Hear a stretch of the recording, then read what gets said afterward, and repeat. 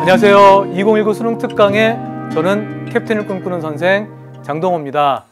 반갑습니다. 2019년 수능을 준비하면서 함께 이 자리에서 만나게 되었는데요. 캡틴을 꿈꾸는 선생입니다. 제가요, 이 자리에 서 있는 이유 중에 하나가 제가 영화 속의 한 장면을 동경하고 롤 모델로 삼았기 때문이거든요. 물론 제가 영화 속 선생님이 캡틴 선생님의 발 뒤꿈치도 따라갈 수 없는 존재이지만 저도 캡틴이라고 좀 불리우면서 여러분들의 가이드 역할을 좀 하고 싶다라는 바람을 가지고요, 이 자리에 섰습니다. 자, 2019년 수능을 준비하는 여러분들 지금 마음이 어떠셔요?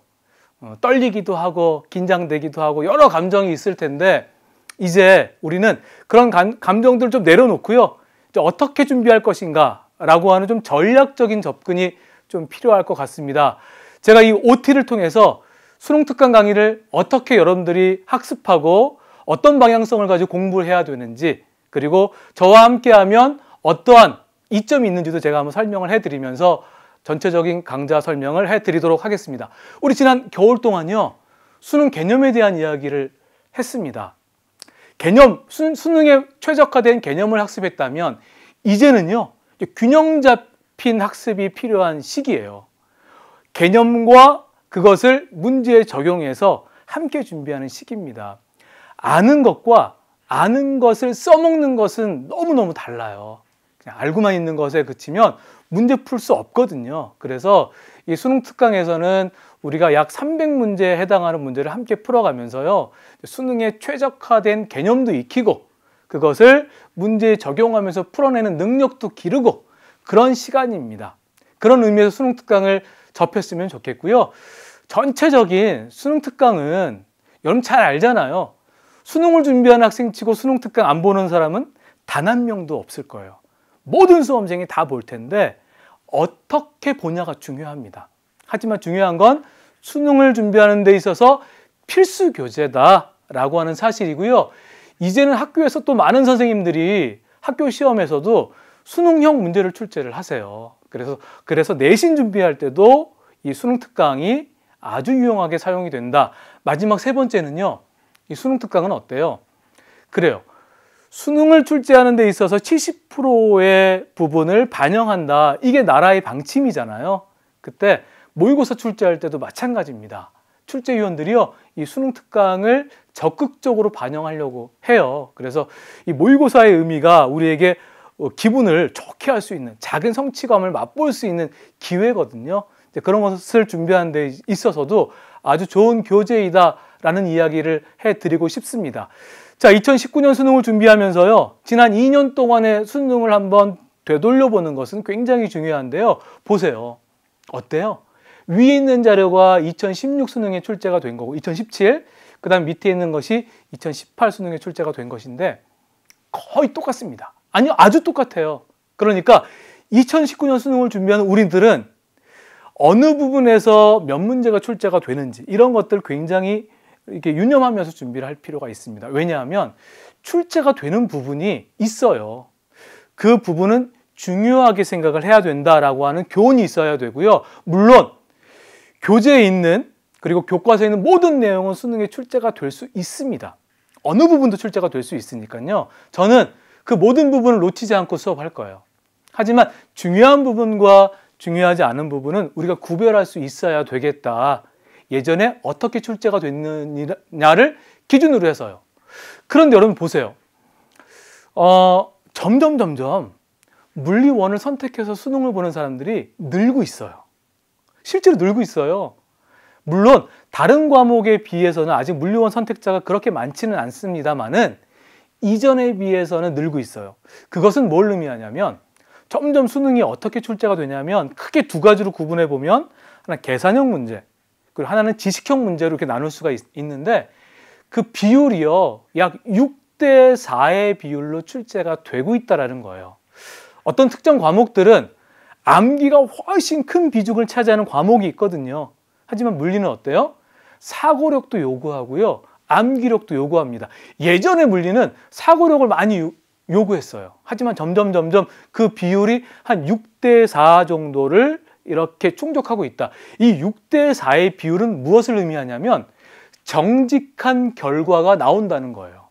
내가 준비한 만큼 그 결과가 적절하게 나온다.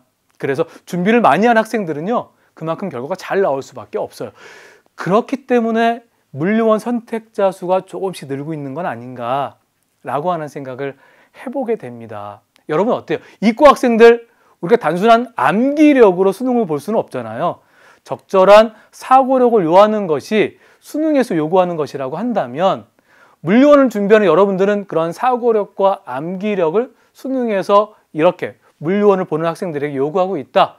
이것을 이해하면 좋을 것 같습니다. 그런데 많은 학생들이요, 수강후기 게시판이나 아니면 질문 게시판에 이런 글들을 올려요. 여전히 물리원을 선택했음에도 불구하고 물리원이 많이 어렵다라고 호소를 합니다. 저 그 말에 적극 공조해요. 동감하면서 하지만 이 말을 하고 싶어요. 여러분들 지금 수험생이라고 한다면 2학년 때 물리원 모의고사 봤던 기억나요? 점수 어땠어요? 좋지 않았죠.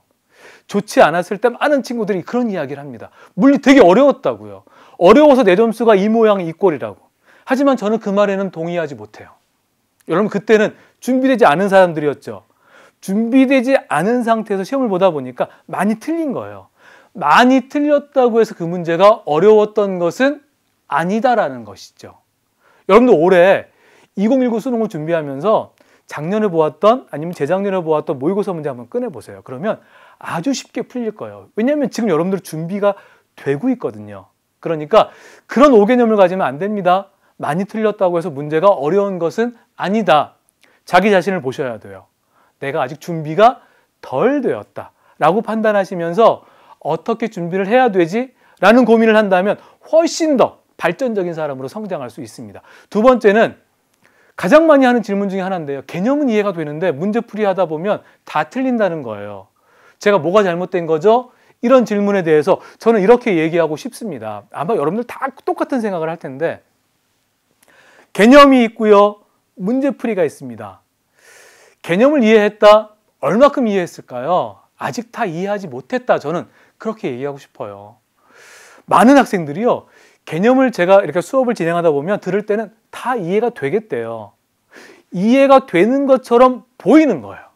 그걸 가지고 문제를 풀려고 하면 문제를 틀립니다. 제가 예를 들어 볼까요? 어느 피아노 연주자가 연주를 합니다. 너무너무 듣기 좋아요. 하지만 그 연주를 들었다고 해서 자기가 그런 연주를 할 수 있는 것은 아니다. 그렇죠? 그런데 우리는 착각을 할 때가 있어요. 들음으로 인해서 다 안다라는 착각. 우리는 개념을 조금 더 정확하고 그리고 명확하게 정리하고 이해할 필요가 있어요. 그래서 제가 조금 이따 다시 한번 이야기를 하겠지만 복기 노트를 통해서 여러분들 내가 알고 있는 개념을요, 백지에다 한번 정리를 해보는 거예요. 막힘없이 그것들을 펼쳐나갈 수 있는지. 그것이 완벽하게 됐을 때 문제풀이로 간다면 여러분들은 이전보다 훨씬 더 많은 문제들을 맡고 있는 여러분들의 모습을 볼 수 있을 거예요. 됐어요? 이런 질문을 앞으로 하시면 안 됩니다. 이제는 우리 강의가 어떻게 구성되어 있고 어떻게 진행될 것인가를 간략하게 말씀을 드릴게요. 강의의 교재는 수능 특강이고요. 전체 강좌 수는 50강으로 구성이 되어 있습니다. 그리고요, 수능에 최적화된 개념과 모든 문제풀이를 할 거예요. 됐어요? 그리고 우리 강의의 특징은 많은 학생들이 또 이런 질문을 합니다. 이렇게요. 선생님, 시간이 별로 없는데 이 수능 특강 강의만 보면 되나요? 수능 개념 보지 않아도 되나요? 이런 질문 너무 많이 해요. 저 충분히 여러분들의 생각에 동의하고 공감해요. 시간이 별로 없잖아요. 그렇죠? 그런데 수능 개념 40강이죠. 수능 특강 50강이에요. 이거 어떻게 다 봐요? 그래서 저는 이 수능 특강을 진행하면서 그렇게 진행하려고 해요. 조금 더 쉽고 여러분 눈높이에 좀 맞춰야 되겠다. 그래서 짧은 시간 동안에 효율을 극대화시키기 위해서 여러분들이 이 수능 특강만으로도 수능을 준비하는데 큰 문제 없이 해드려야 되겠다라는 생각으로 강의를 진행하려고 합니다. 그리고요, 우리는 내신 강좌는 아니에요. 수능이 최적화된 개념을 저하고 이야기할 텐데 수능 특강에 있는 모든 이야기를 다 할 거예요. 그러니까 여러분들 수업 시간에, 강의 시간에 보게 될 빔 내용을 보면 아마 수능 특강에서 거의 빠짐없이 모든 내용을 제가 다 다루고 있다는 것을 확인할 수 있을 거예요. 왜냐하면 보세요. 2018 수능에서 많은 사람들이 출제되지 않을 것이라고 이야기했던 저기 앞에 있는 앙불교가 출제가 됐습니다. 그런데 제가 뭐라고 했어요? 교과서 모든 부분은 출제가 될 수 있다라고 이야기했잖아요. 그렇죠. 앞으로도 마찬가지입니다. 교과과정상에 있는 모든 내용 제가 다 다룰 거고요. 특별히 이 수능 특강 교재를 보니까 두 개의 교과서를 잘 조합해 놨더라고요. 그러니까 수능 특강에 있는 수능에 최적화된 개념들을 다 다룰 겁니다. 그리고 이 책에 있는 2점 테스트와 3점 테스트 문제들을 다 풀 거예요.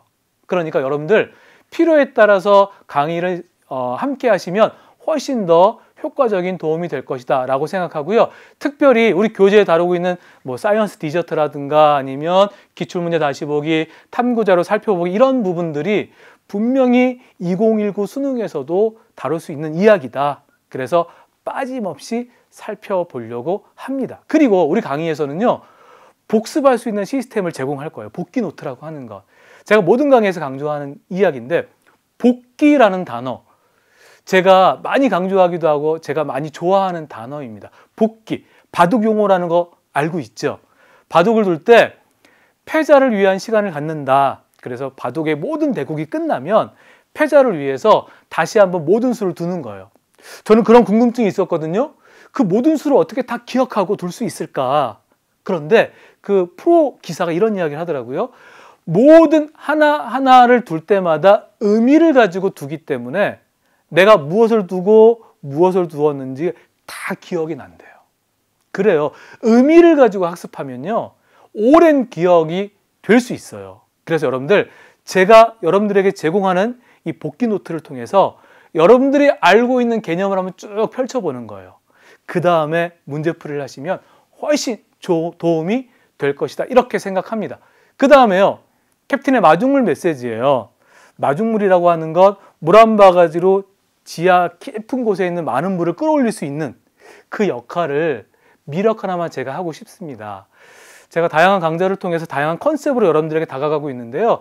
지난 수능 개념에서는 대학생이 됐던 여러분들의 선배들의 이야기를 소개해드렸다라고 하면 이번 수능 특강에서는 제가 하고 싶은 이야기를 여러분들에게 할 거예요. 그래서 수험 생활을 하면서 작은 위로, 격려, 힘이 되는 메시지를 여러분들에게 전하려고 합니다. 그냥 스킵하셔도 돼요. 그런데 많은 학생들이 힘이 됐다는 그런 수강 후기를 쓰는 것을 제가 보았습니다. 그리고 그것을 통해서 제가 좀 힘들겠지만 이거 준비해야 되겠다. 그래서 여러분들에게 작은 위로와 격려와 힘을 주어야 되겠다. 이렇게 의욕을 가지고 준비할 테니까요. 좀 들어주시면 좋을 것 같다라고 생각합니다. 자, 마지막으로 효율적인 수강 자세 말씀드립니다. 강의 교재 당연히 준비하셔야 되고요. 개념은 예습 안 하셔도 돼요. 하지만 중요한 건 복습입니다.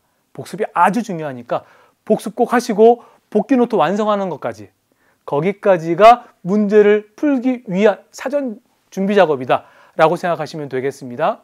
그리고 온라인 수업을 좀 장점이 있잖아요. 잠깐 끊을 수도 있고 다시 볼 수도 있고 이런 것들을 여러분들이 적극적으로 활용했으면 좋겠다. 마지막으로는요, 수강 후기 게시판, 질문 게시판을 이용하시는 거예요. 질문을 많이 하는 학생들이 성장할 수 있습니다. 그러니까요, 질문하는 것을 주저하지 마시고 대신 궁금함이 생기면 그냥 바로 글 쓰지 마시고요, 한 번 더 고민하고 쓰시면 훨씬 여러분들에게 도움이 될 거예요. 자, 여러분들, 이 장면 뭐예요? 놀이동산의 한 장면입니다. 언제 가봤나요? 저 얼마 전에 가봤는데 아주 재미있게 놀고 왔던 기억이 있어요. 놀이동산 갈 때 자유이용권은 언제부턴가 이제 필수가 돼버렸습니다. 자유이용권을 끄는 학생들, 끄는 사람들의 공통점이 있어요. 어떤 공통점이 있을까요? 자유이용권이 있잖아요. 그러면 발걸음도 좀 빨라져요. 그리고 시간을 허투루 보내지 않습니다. 계획을 세워요. 자기가 좋아하는 놀이기구를 뭐 2번 타야겠다, 3번 타야겠다. 그러기 위해서 먹는 시간도 아끼고요. 막 이렇게 보냅니다. 그래요. 우리 올 1년 수험 생활을 보내면서 자유이용권이 나에게 주어져 있다. 내 호주머니 안에 수험생활 자유이용권이 하나 주어져 있다라고 생각해 보는 건 어떨까요? 그러면 모든 시간이 나에게 의미 있는 시간이 되고요. 시간을 허투루 보내지 않고 계획적으로 보내지 않을까? 이런 생각을 한번 해보게 됩니다. 여러분 힘들 때마다 내 호주머니 속에 수험생활이라고 하는 시간을 잘 보내기 위한 자유형권이 하나 들어있다 라는 생각으로 보내면 좋을 것 같아요. 그렇죠. 이렇게 해서 이 OT를 마무리하면서 이제 여러분들하고 이제 1강에서 만나게 될 텐데, 지금 흘러나온 음악 있죠? 저 음악이 너무너무 좋아요.